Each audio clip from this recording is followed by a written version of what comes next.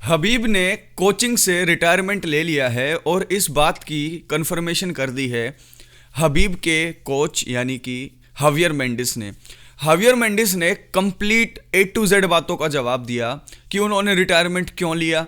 उसके साथ साथ उन्होंने बताया कि क्या टीम के लिए ये नेगेटिव इफेक्ट डालेगा। उन्होंने खुद कहा कि क्या नेगेटिवली इफेक्ट करेगा, क्या हम उन्हें मिस करेंगे।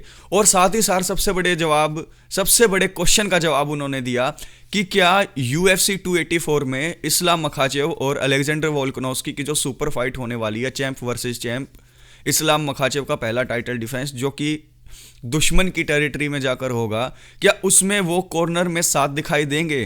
क्या ऑस्ट्रेलिया जाएंगे हबीब या ऑस्ट्रेलिया नहीं जाएंगे।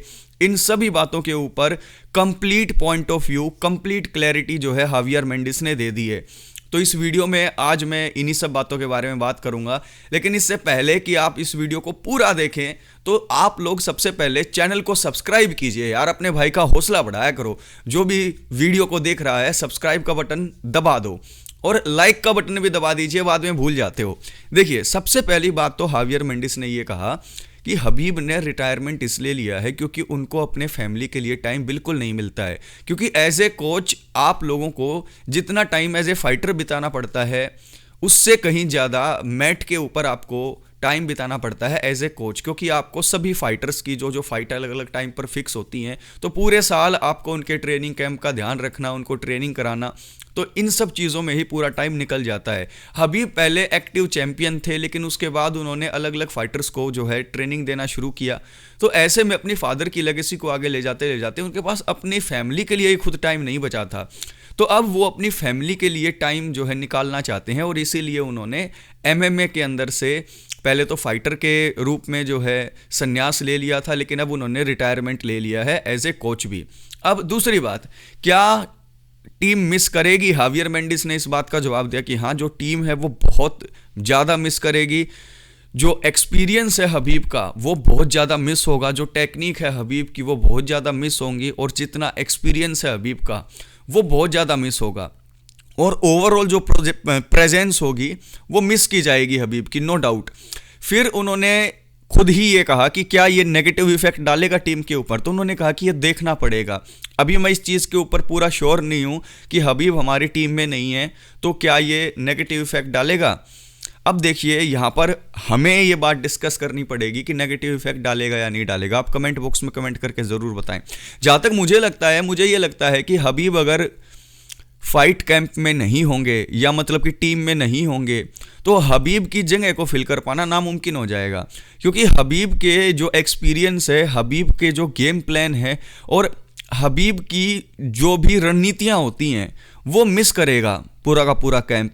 और एक हबीब के होने से जो एक अनडिफिटेड ऑरा रहता है ना, वो भी थोड़ा सा डैमेज हो जाता है। और दूसरी चीज़ ये उन्होंने कहा कि ये पूरा का पूरा किस तरीके से हमें नेगेटिवली इफेक्ट करेगा, इसके लिए हमें थोड़ा सा टाइम देखना पड़ेगा कि क्या होता है। अगला क्वेश्चन उनसे पूछा गया कि क्या हबीब ऑस्ट्रेलिया जाएंगे, क्या अलेक्जेंडर वोल्कानोव्स्की के खिलाफ इस्लाम मखाचेव की जो इतनी इंपॉर्टेंट फाइट होने जा रही है उसमें इस्लाम के कॉर्नर में रहेंगे। तो इस बात का जवाब जो है हावियर मेंडिस ने बिल्कुल क्लियरली दिया। वो बोले कि इस बात को मैं क्लियरली नहीं कह सकता हूँ। उन्होंने कहा कि मैं अभी इस बात को बिल्कुल नहीं बता सकता हूँ। उनकी ये कहना था उनका कि अगर इस्लाम की फाइट में नहीं जाते हैं हबीब तो ये हमारे लिए एक बहुत बड़ा डिसएडवांटेज होगा, क्योंकि हम पर्थ में जा रहे हैं और वहाँ पर जो बॉन्डिंग है इस्लाम की और हबीब की, उसका बहुत ज़्यादा उसकी नीड होगी। क्योंकि राउंड्स के बीच में जब कोई राउंड फिनिश हो जाता है तो कोच और जो कॉर्नर मैन होते हैं वो सब जाकर उनसे बात करते हैं फाइटर से। तो राउंड्स के बीच में अलेक्जेंडर वोल्कानोव्स्की जैसे अनडिफिटेड फाइटर के खिलाफ जब इस्लाम फाइट करेगा तो राउंड्स के बीच में जो कोचिंग की ज़रूरत पड़ती है, जो इंस्ट्रक्शंस देने पड़ते हैं, उसके लिए हबीब की ज़रूरत पड़ेगी। और साथ ही साथ आपने देखा होगा कि हबीब और इस्लाम का जो कन्वर्जेशन है वो राउंड्स के बीच में भी चलता रहता है। हबीब जो है राउंड फाइट चलते चलते भी अपनी रशियन लैंग्वेज में बताते रहते हैं इस्लाम को कि कैसे क्या करना है, अभी इस मोमेंट पे क्या करना है। तो ऐसे में अगर हबीब नहीं जाते हैं तो यहाँ पर दिक्कत खड़ी हो जाती है इस्लाम के लिए। यहाँ पर क्लैरिटी बिल्कुल भी हमें ऑस्ट्रेलिया जाने की नहीं मिल रही है हबीब नुर्मागोमेडोव की, क्योंकि हबीब ने अगर रिटायरमेंट ले ही लिया है तो यहाँ पर अब ये फाइट फरवरी में होने वाली है, यानी कि अभी तो बहुत टाइम है। तो क्या वो 1.5 महीने के बाद अगर उन्हें रिटायरमेंट लेना होता तो वो तब ले लेते, अगर उन्होंने अभी ले लिया है तो जहाँ तक मुझे लग रहा है कि वो अलेक्जेंडर वोल्कानोव्स्की की फाइट में वहाँ पर नहीं पहुँचेंगे। नहीं तो हावियर मेंडिस क्लियरली बोल देते कि हाँ उन्होंने रिटायरमेंट ले लिया है, लेकिन इस फाइट में वो इस्लाम के साथ रहेंगे, जाएंगे ज़रूर। अब इस टाइम पर जो है इस्लाम मखाचेव हबीब के अंडर ही ट्रेनिंग कर रहे हैं दगिस्तान में, यही बात कही हावियर मेंडिस ने।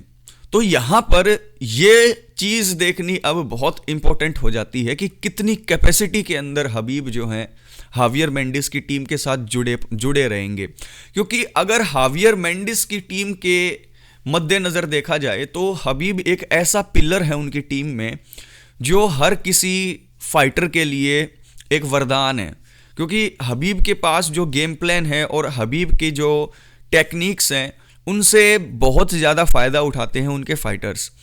अब अलेक्जेंडर वोल्कानोव्स्की को हल्के में तो नहीं ले रहे हैं कहीं इस्लाम मखाचेव का कैंप, ये भी सवाल काफ़ी निकल कर आ रहा है।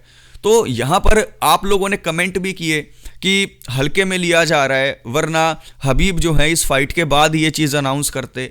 तो ये मैं बिल्कुल जो है समझ पा रहा हूँ, अलेक्जेंडर वोल्कानोव्स्की का जो कैंप होगा इस न्यूज़ को सुनकर बहुत ज़्यादा खुश हो गया होगा, क्योंकि उन्हें पता है कि अगर हबीब साथ रहते केज में, बेशक केज के साइड में हो, इस्लाम के साथ रहते तो बहुत ज़्यादा जो है एडवांटेज रहता इस्लाम मखाचेव को।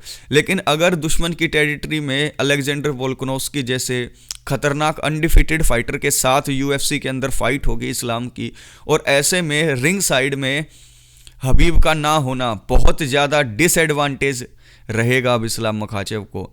लेकिन होप फॉर द बेस्ट, हम तो यही चाहेंगे कि हावियर मेंडिस जो है अच्छे से मैनेज करें। अब तक हावियर मेंडिस और हबीब मिलकर जो है मैनेज करते थे अपनी एक की टीम को, लेकिन अभी सारी की सारी रिस्पॉन्सिबिलिटी ओनली ऑन हावियर मेंडिस के ऊपर आ चुकी है। तो अब देखना होगा कि किस तरीके से हावियर मेंडिस लेकर चलते हैं इस्लाम मखाचेव को। बिहाइंड द सीन तो इस्लाम मखाचेव और हबीब कनेक्टेड रहेंगे ही, लेकिन ऑन द स्क्रीन और यूएफसी के केज साइड में आप जो है अब शायद हबीब को नहीं देखेंगे इस्लाम मखाचेव के साथ, जो कि एक बहुत ज़्यादा शॉकिंग न्यूज़ है। ये सबसे ज़्यादा शॉकिंग न्यूज़ है और मुझे तो ये समझ में नहीं आ रहा कि यार हबीब ने इस्लाम की फाइट से पहले क्यों अनाउंस किया। जब इतना रुक सकते थे तो यार 1 महीना और भी ज़्यादा मतलब कि रुका जा सकता था कि चलो इस्लाम की फाइट हो जाए, पहला टाइटल डिफेंस हो जाए, उसके बाद ही ये ऐलान करते। लेकिन यहाँ पर हबीब और हावियर मेंडिस ने सब कुछ बातों के अंदर क्लैरिटी दे दी है कि अब हबीब दोबारा फाइट तो नहीं कर रहे थे, साथ के साथ कोचिंग भी नहीं करेंगे, और ऑस्ट्रेलिया जाना बिल्कुल फिक्स नहीं है, केज साइड नहीं रहेंगे, ऐसा ही हावियर मेंडिस ने कहा है। अब बाकी टाइम बताएगा।